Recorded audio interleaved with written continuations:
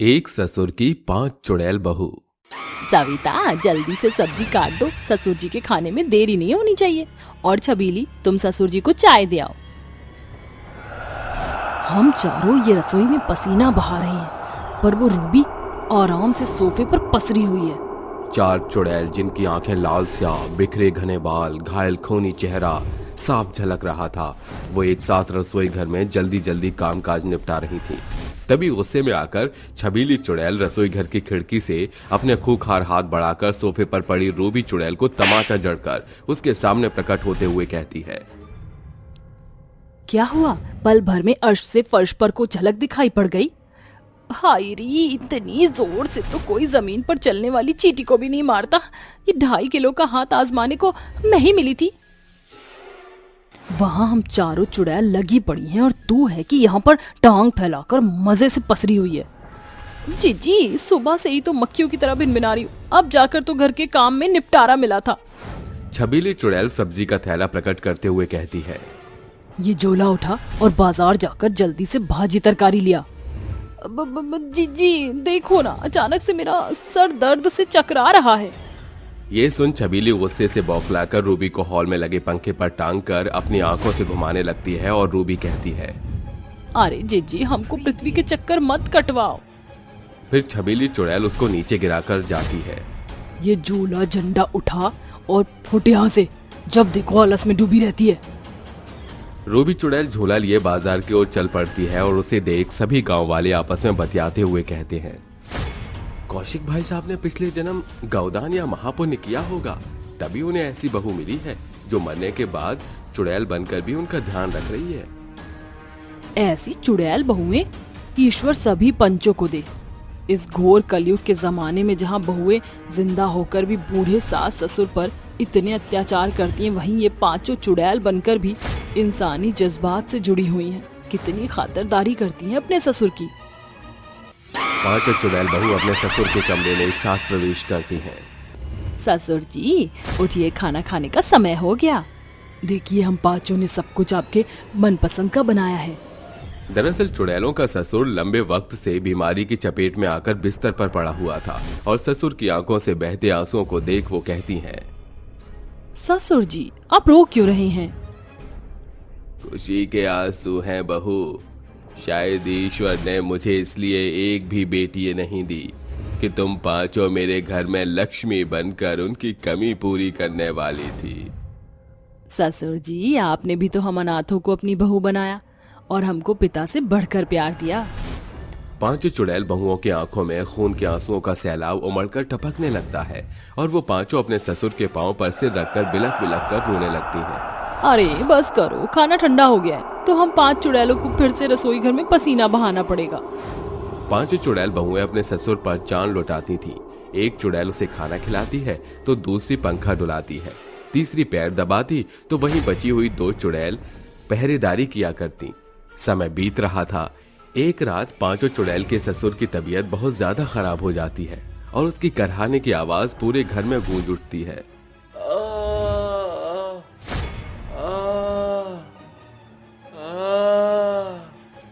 बहू, ओ बहू।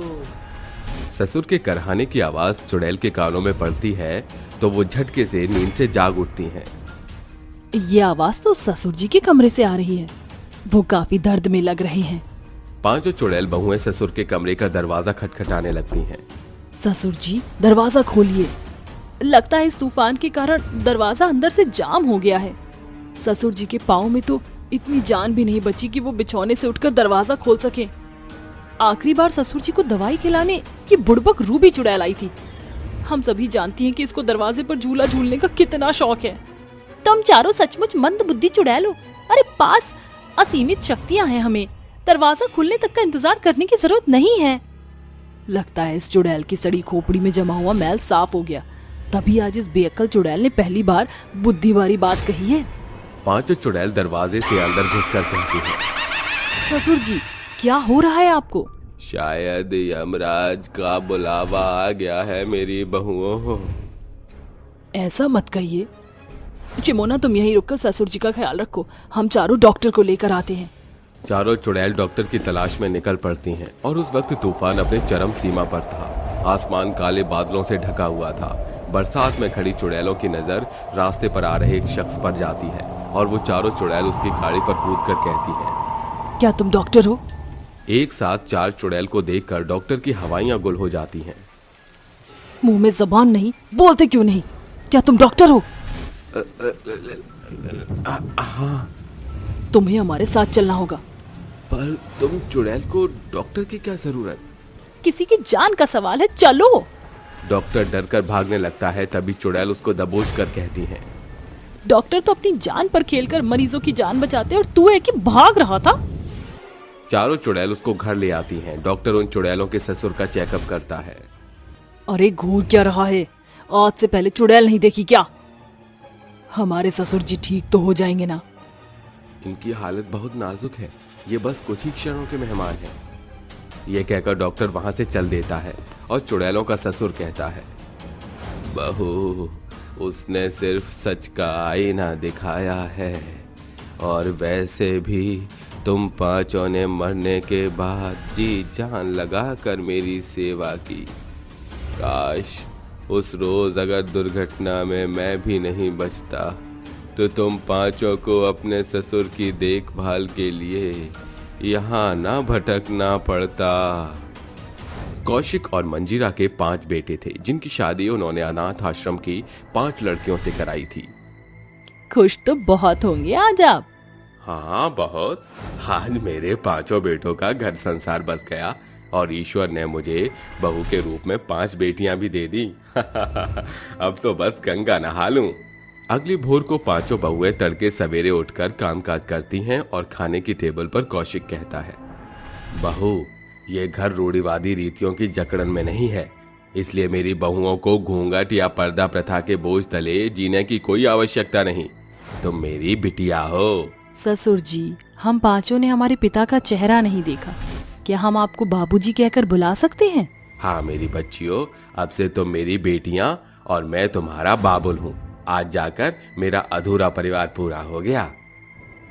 पूरा परिवार खुशी के साथ बस में सवार होकर ऊंची पहाड़ी पर बसे हुए मंदिर चल पड़ते हैं, लेकिन दुर्भाग्यवश बस खाई में गिरने के कारण ससुर को छोड़ सभी मारे जाते हैं और 5 बहुएं चुड़ैल बनकर ससुर को अस्पताल ले जाती हैं।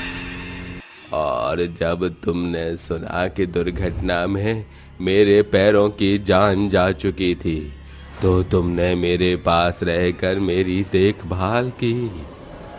इतना कहकर चुड़ैलों का बीमार ससुर तड़पने लगता है और उसकी सांसें हमेशा के लिए बंद हो जाती हैं। ससुर जी के क्रियाकर्म के बाद हम सभी की आत्मा भी मुक्त हो जाएगी। आज हम इस सांसारिक मोहजाल से मुक्त हो जाएंगे।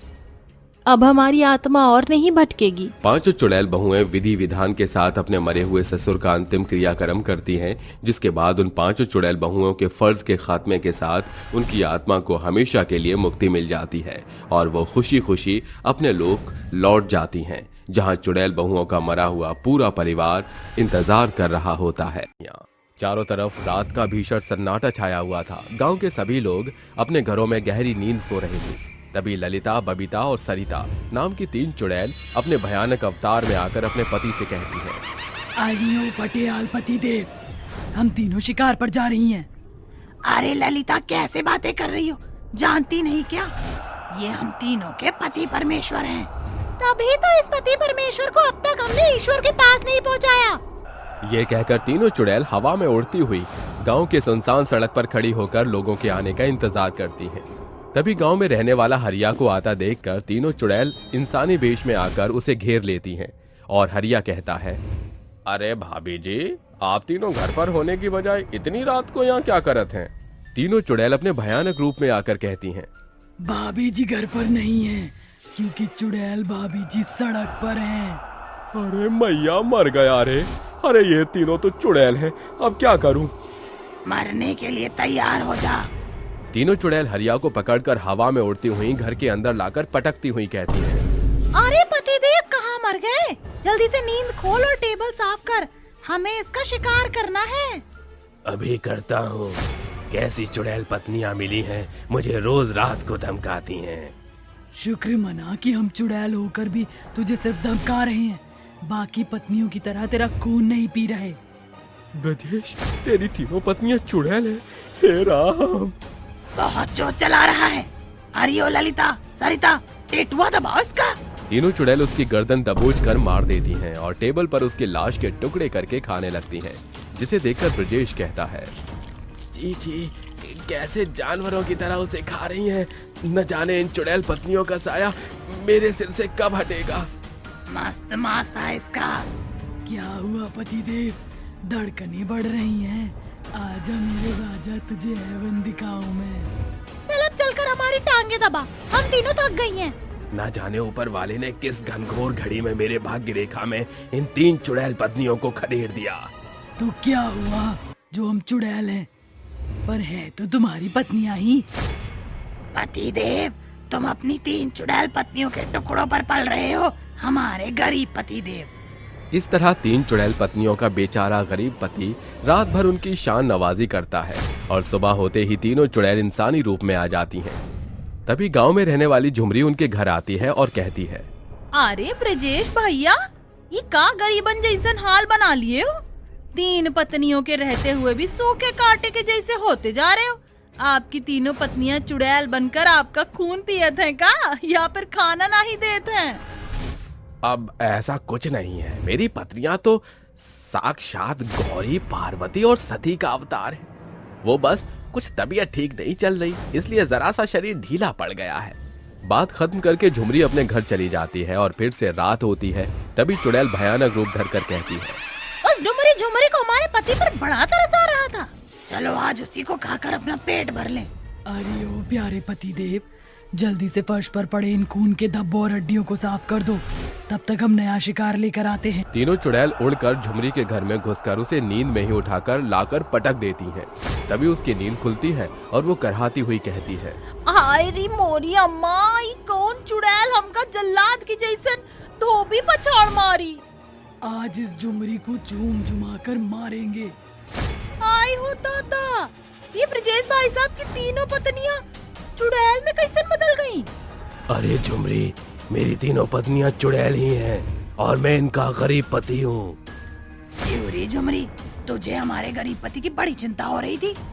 तुझे क्या लगता है कि हमें हमारे गरीब पति की कोई चिंता नहीं?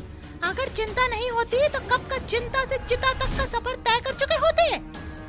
पर फिर हम सोचते हैं कि हमारे लिए खाने का टेबल कौन साफ करेगा, हमारे उल्टे पैर कौन दबाएगा। अरे बंद करो इसकी सास, भूख के मारे पेट में हाथी के बच्चे खलबली मचा रहे हैं।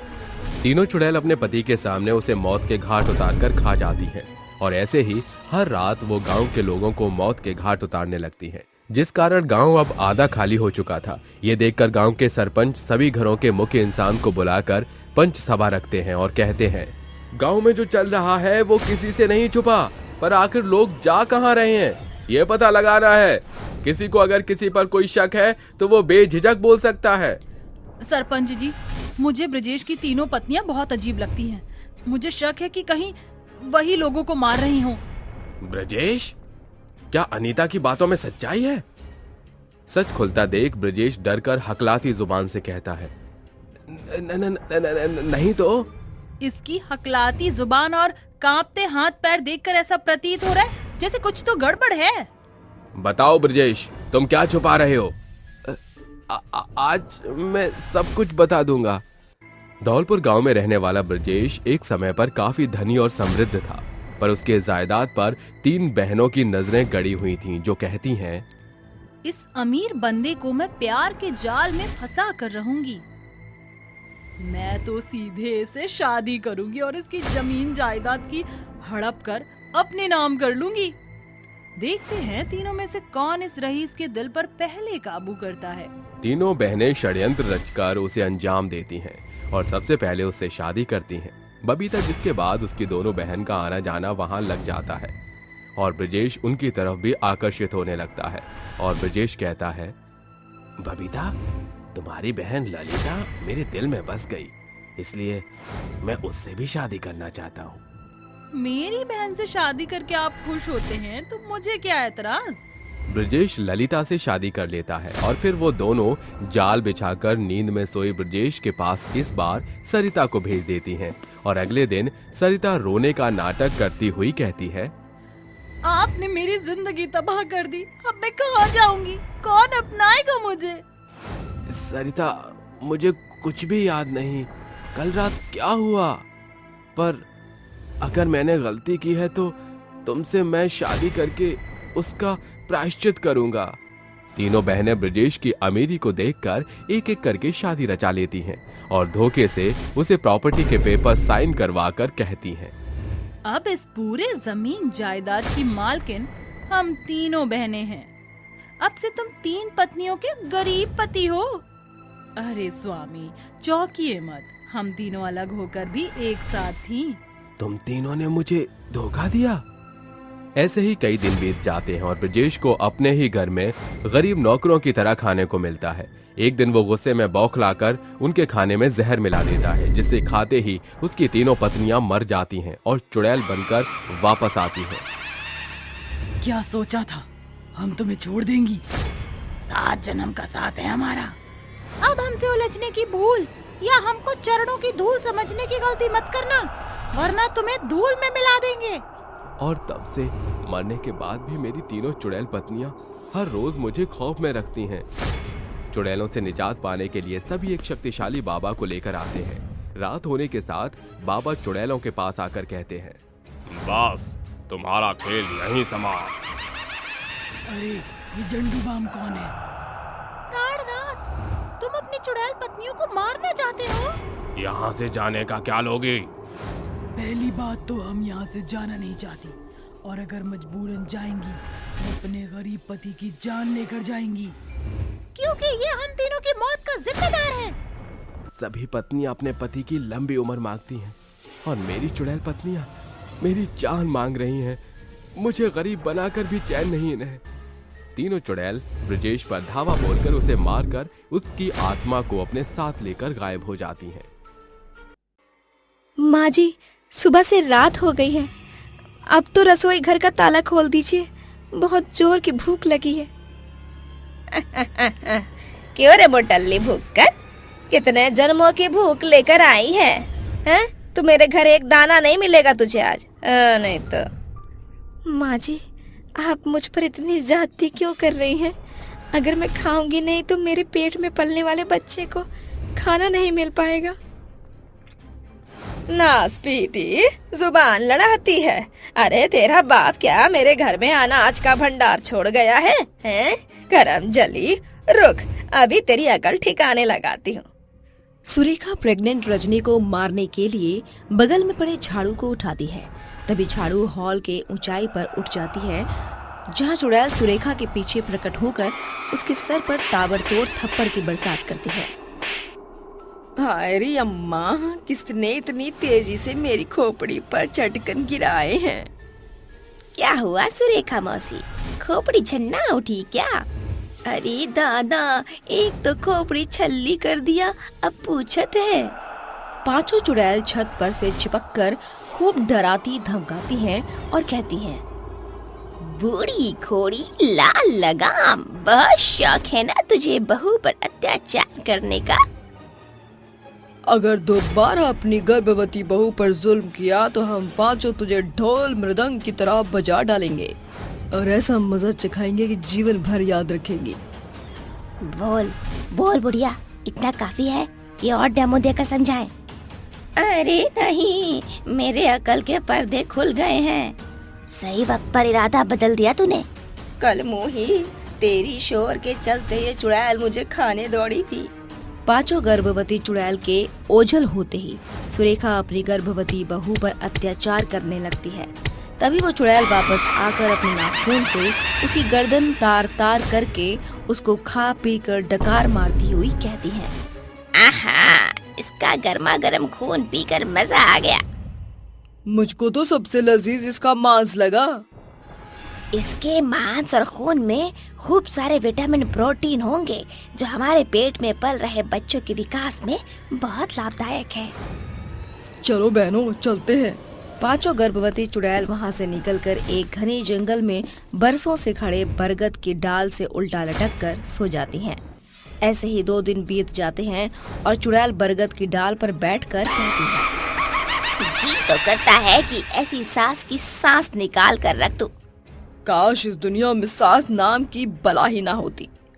अरे ये सास अक्सर ये भूल जाती है कि सास भी कभी बहू थी। इस 4G के जमाने में इंटरनेट वाली सास होती तो कितना सुकून होता बहू की जिंदगियों में। अरे अब बंद करो अपनी सड़ी जुबान, तुम्हारे हांडी जैसे पेट में भूख से खलबली नहीं हो रही क्या? पांचों भूखी चुड़ैल इधर उधर ताकते हुए कहती हैं, और कितनी देर हमें यूं शिकार की राह देखनी होगी। भूख के मारे मेरे पेट में पल रहे भूतिया बच्चे ने तबाही मचा रखी है। चलो किसी इंसान को मार कर खाते हैं। अरे मैं नॉन वेजिटेरियन नहीं हूँ, मैं किसी इंसान को खाकर अपना पेट नहीं भर सकती। तो चलो फिर जंगल के आदमखोर जानवरों को खाकर ही अपना पेट भरते हैं। अगर आज की रात हम चुड़ैल कुछ खाएंगे नहीं तो हमारे अंदर पल रहे बच्चों का विकास रुक जाएगा। न जाने क्यों मेरे कानों में किसी के आने की हलचल सुनाई दे रही है। अंधेरी रात में दरअसल उस जंगल से एक सास बहू की जोड़ी चली जा रही थी। अरे पैरों में घी लगाए हैं क्या? जल्दी जल्दी पैर क्यों नहीं चला रही? माँ जी, मुझे पेट में बहुत दर्द हो रहा है, मुझसे अब और चला नहीं जाएगा। अब क्या तेरे लिए गुलाब के फूल बिछाऊं? पांचों चुड़ैल गुस्से से बौखलाकर उसके सामने प्रकट होकर कहती है, योरी बुढ़िया, बड़ा शहादरा एक्सप्रेस की तरह पैर चल रहे हैं तेरे। हे भगवान, अरे कोई बचाओ, चुड़ैल चुड़ैल। अरे करम जली बताया क्यों नहीं कि ये चुड़ैल तेरी रिश्तेदार है? माँ जी, मैं इन्हें नहीं जानती। सुधा को चिल्लाते देखकर चुड़ैल पूरे जंगल में तबाही मचाने लगती है, जिसे देख सुधा कहती है, तूफान उठ गया, मुझे जल्दी से भागना होगा वरना इस चुड़ैलों की टोली मेरा राम नाम सत्य कर देगी। सुधा भागने के लिए पैर आगे बढ़ाती है, तभी पांचों चुड़ैल उसका पैर जमीन पर पटक कर उसके खून से जमीन सराबोर कर देती है। ये खौफनाक मंजर देखकर लक्ष्मी पीछे खिसकते हुए कहती है, कोई बचाओ, मेरा बच्चा, मुझे मत मारना, मैं माँ बनने वाली हूँ। डरो मत, हम तुम्हें कोई नुकसान नहीं पहुँचाएंगे। हमारा बैर सिर्फ इन जैसी सास से है। ये अत्याचारी सास बहू के ऊपर बहुत जुल्म करती है। ये सास बहू की जानी दुश्मन है, अत्याचार करने के सिवा इन्हें कुछ सोचता ही नहीं। लक्ष्मी उन पांचों चुड़ैल को देखकर सवाल करती है, तुम पांचों चुड़ैल गर्भवती हो? किसने किया तुम्हारा ये हाल? किसने मारा तुम्हें? कमला देवी के 5 बेटे थे, जिसकी शादी उसने एक ही घर की 5 बहनों से करा दी थी। वो अक्सर उन पर काफी अत्याचार किया करती थी। आज उसे पता चलता है कि वो पांचों गर्भवती हैं और उसकी बहुएं आपस में बातचीत करके कहती हैं, देखना, ये खबर सासू माँ को पता चलते ही उनका चेहरा खुशी से खिल उठेगा। पर दीदी, हमारी सास कितने पुराने विचारों की है, ये हम सभी जानते हैं। वो नहीं बदलेंगी। कमला देवी कमरे में आकर ताने मारते हुए कहती है, क्या हुआ है? इतनी चुप्पी क्यों साध ली? जरूर तुम पांचों बहनें मेरी चुगली कर रही थी। माँ जी, दादी माँ बनने वाली हैं। हम पांचों के अंदर इस घर का वंश पल रहा है। क्यों रे कलमोही, तू क्या अंतर्यामी है जो तुझे पहले से पता है कि लड़का ही होगा? याद रखना, अगर तुम में से किसी ने भी लड़की जनी तो उसके साथ तुम्हारा भी गला घोट दूंगी। कमला हमेशा से ही पत्थर दिल औरत थी। वो हमेशा अपने पांचों बहुओं को तलवे पर रखती थी। उसने अपने पांचों बेटे को कामकाज के लिए जानबूझकर शहर भेज दिया था। जब हमारे पतियों को पता लगेगा कि सासू माँ हम पर कितना अत्याचार करती हैं, तब सासू माँ अपने बेटे की नजरों में गिर जाएंगी। 3 महीने बीतने के बाद कमला गांव की दाई को बुलाकर कहती है, अच्छे से जांच पड़ताल करके बताओ कि इनके कोख में लड़का है या लड़की। दाई उन पांचों के पेट को बारी बारी से स्पर्श करके कहती है, तुम्हारे सभी बहुओं के कोख में सिर्फ बेटियां हैं। ये खबर सुन कमला मुंह सड़ाकर अपने कमरे में चली जाती है और रात भर सोचकर कहती है, नहीं, किसी भी कीमत पर मेरे घर में बेटियां पैदा नहीं होनी चाहिए। अगली सुबह कमला रसोई घर में आकर खाना बनाकर उसमें जहर मिलाकर कहती है, इस जहरीले खाने को खाते ही पांचों का राम नाम सत्य हो जाएगा। सासू माँ, आज आपने खाना बनाया? आज कोई खास वजह है क्या? मेरी प्यारी बहू, आज मेरी भटक खुल गई है। ये सब कुछ तुम्हारे लिए है। खाना खाते उन पांचों के मुंह से बेहिसाब खून की उल्टियां होने के साथ तड़प कर उनकी मौत हो जाती है और वो चुड़ैल बन जाती है। आज हम अपनी सास को मजा चखाएंगी। गर्भवती चुड़ैल उड़ते हुए अपने सो रही सास के पास आकर उसको डरा कर कहती है, सासू माँ, सवेरा हो गया, उठो ना। कमला झट से आंखें खोलकर चीखते हुए कहती है, अरे ये तो फिर लौट आई। अरे सासू माँ, इतनी जोर से चीखोगी तो हम डर जाएंगी। चाय पीजिए। खून? अरे ये तो खून है। तो बताओ प्यारी सासू माँ, कैसी मौत पसंद करोगी?